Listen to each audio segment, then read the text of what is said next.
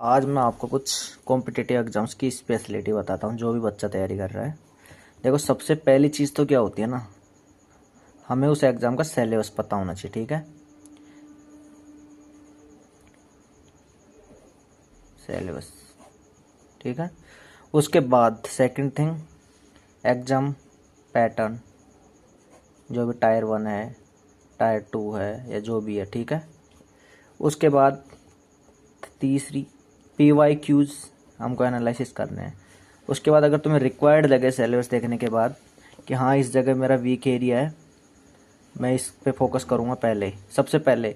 या फिर दो चीज़ें होती हैं, सबसे पहले वीक को स्ट्रॉन्ग करो, या फिर जो थोड़ा मतलब बेसिक हमको पता है और हमको उसको अच्छा करना है। ठीक है, तो उस पर काम करेंगे। ये मैं पर्सनली अपने खुद का बताता हूँ। मैं क्या करता हूँ, कोई भी चीज़ मेरे को नहीं आती, ठीक है, मैं शुरू करता हूँ तो क्या करता हूँ, कोई चीज़ तो होगी जो मेरे को आती होगी, तो पहले मैं सबसे पहले वहीं से शुरू करता हूँ ताकि मेरा इंटरेस्ट जगे पढ़ाई में। तो मैं वो शुरू करूँगा। ठीक है, सबसे पहले वो कर दिया मैंने, उसको पूरा ढंग से कर लूँगा। एक बार ढंग से करने के बाद उसके PYQ लगाऊंगा सबसे पहले, कोई भी बुक से या फिर जो भी फैसिलिटीज़ हो, या फिर आप सबसे बेस्ट कोई टीचर को फॉलो करते हो, मतलब जो भी वो बताए वो फॉलो करते हो, तो उससे बेस्ट तो क्या ही होगा। लेकिन सेल्फ स्टडी करने वालों के लिए बता रहा हूँ मैं ये चीज़। सिलेबस देखो, PYQ एनालिसिस करो, उसके बाद में कोई भी एक बुक लो PYQ की, थ्योरी करो पहले कंप्लीट, जो भी तुम्हारा वीक एरिया है उसके वीक कॉन्सेप्ट पे काम करो। उसके बाद में वो क्लियर हो जाए, तुम फिर PYQs पे जाओ। ठीक है, वो सारे हो जाए, फिर तुम जो भी दूसरी सब्जेक्ट लगेगी हाँ ये मेरे को अब करनी चाहिए और इसका वेटेज है, तो वो करो। ठीक है, एंड उसके बाद में ऐसे चलता रहेगा। फिर बाद में जैसे तुम्हारा 50% सिलेबस हो जाए ना, तो मूक टेस्ट लगाओ। ये सबसे कंपलसरी है, मस्ट है, मस्ट मस्ट। मतलब ऐसे मान लो तुम्हारी पढ़ाई है 20% और ये मूक टेस्ट और इसका एनालिसिस है 80%, जो कॉम्पिटिटिव एग्जाम में होती है। और ना पढ़ते तो सभी हैं एग्जाम के लिए, सारे बच्चे ही पढ़ते हैं। अलग क्या करना है हमको, अलग यही करना है, भीड़ से अलग होने के लिए टेस्ट देना है सबसे पहले, उसका एनालिसिस करना है और हमारे वीक एरियाज उन पर काम कर रहे हैं। अगर हमको रिक्वायर्ड लगे कि हमको किसी सब्जेक्ट की या फिर पर्टिकुलर टॉपिक की क्लास लेनी है, तो वो सबसे पहले लेनी है, वो चीज़ें कंप्लीट करनी है। उसके बाद में फिर वही अपना रूटीन कंप्लीट करो और टेस्ट लगाओ। ठीक है, तो मैं तो ज़्यादातर टेक्स्ट बुक पे टेस्ट लगाता हूँ। ठीक है, ये कोई प्रमोशन नहीं है, बस बता रहा हूँ जो मैं करता हूँ। अभी जैसे फ्यूचर में आ रही है, सबसे पहले तो मतलब एग्ज़ाम आ रही है अभी, तो मैं NTPC CBT 2 आ रहा है। ठीक है, तो उसके लिए तो कुछ बता नहीं सकता, क्योंकि उसके तो अभी 6 दिन बचे हैं, 13 को एग्ज़ाम है, तो उसमें तो क्या ही बताऊँगा मैं। लेकिन अभी ये जो भी एग्ज़ाम आएंगे उनका मैं एनालिसिस करके जो भी चीज़ें होंगी वो आपको बता दूंगा। अगर किसी को किसी स्पेसिफिक चीज़ पे मेरे को वीडियो बनाना है कि हाँ इस पे बनाओ, कि इस एग्ज़ाम की स्ट्रेटेजी बनाओ, तो वो मैं डाल सकता हूँ। अभी इसमें तो क्या है कि मैं ओवरव्यू दे रहा हूँ सारी चीज़ों का, तो वो अलग बात है। जैसे ग्रुप डी आ रहा है या रेलवे के बाकी सारे RRB के जितने भी एग्ज़ाम है, SSC के हैं, और जैसे दिल्ली पुलिस हो गया, इतने सारे एग्ज़ाम, बहुत सारे एग्ज़ाम है, तो सबका एक साथ तो बना नहीं सकता, वीडियो बहुत बड़ी हो जाएगी। तो मैं क्या करूँगा, अगर आप लोग चाहोगे तो आप एक कमेंट सेक्शन पे कमेंट कर दो जो जैसा भी है, तो मैं उसको देख के और उस पर स्ट्रेटेजी प्लान बना दूंगा विथ सिलेबस, PYQs और सब्जेक्ट के क्या डिमांड्स करते हैं एग्ज़ाम, सारी चीज़ें बता दूंगा, है ना। और अभी तो इतना ही है। बाकी तो सबसे इम्पोर्टेंट है कि आप पढ़ाई तो सभी करते हैं, आप अलग क्या कर रहे हो। भीड़ से अलग होने के लिए सबसे इम्पोर्टेंट है कि तुम कितनी प्रैक्टिस कर रहे हो।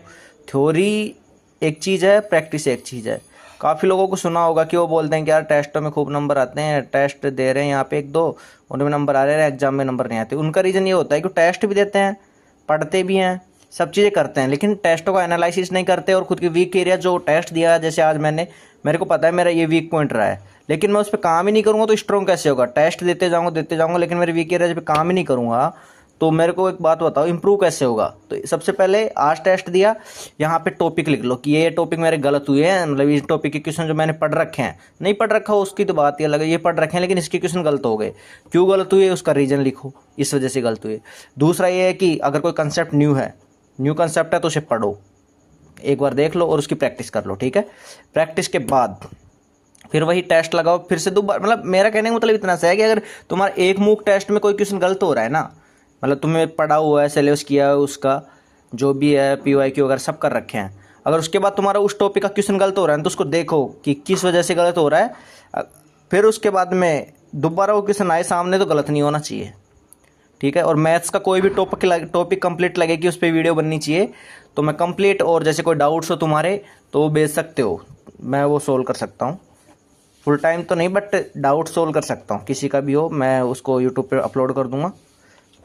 तो कोई भी डाउट हो या फिर कोई भी क्वायरी हो, अभी जैसे SSC CGL है उसका प्री हुआ है, तो मेंस के लिए भी भाई क्या कहाँ से क्या क्या करे तो वो भी बता सकता हूँ। और अभी शायद मैं ऐसा भी करूँगा कि मैं जो टेस्ट दूंगा ना मतलब सब्जेक्ट्स के, तो वो भी मैं मतलब खुद भी एस्पिरेंट हूँ, ऐसा नहीं है कि अभी मतलब मैं CGL का एस्पिरेंट हूँ। अभी टायर 2 लगेगा। और क्या नाम से कोई भी चीज़ हो तो मैं बता सकता हूँ, मतलब किसी को भी कोई डाउट हो। टू बी ऑनेस्ट, देखो मतलब सब चीज़ें होती हैं, पढ़ाई भी सब करते हैं, सब चीज़ें होती हैं, लेकिन सबसे इम्पोर्टेंट ये है कि तुम कितना आउटपुट लेके आ रहे हो उसमें से। पढ़ो कम चाहिए लेकिन आउटपुट ज़्यादा है, वो ऐसे आएगा। तुम थ्योरी करो, थ्योरी करने के बाद, थ्योरी एक बार करता है हर कोई, बार बार नहीं पढ़ सकता कोई भी। अब मैथ्स में तो क्या ही करोगे तुम, रिवाइज कंसेप्ट है, प्रैक्टिस करो जितनी कर सकते हो। रीजनिंग है, रीजनिंग में तो कुछ ही ज़्यादा है नहीं करने को। अब बचा जीके, तो जीके का तो यही है कि तुम रिवाइज करो और क्वेश्चन लगाओ, PYQ सबसे इम्पोर्टेंट है। और जीके में भी 2-3 सब्जेक्ट है, जैसे पॉलिटी हो गया, पॉलिटी को एक बार पढ़ दो और उसमें से कोई गलत नहीं होना चाहिए। जियोग्राफी, अब हिस्ट्री में क्या है डाटा रटना पड़ता है तो वो थोड़ा है, बाकी चीज़ें हैं तुम कर सकते हो। मैथ्स में भी अर्थमेटिक है, एडवांस है, अगर तुम प्रैक्टिस करोगे तो स्पीड से हो जाएगा सब चीज़ें।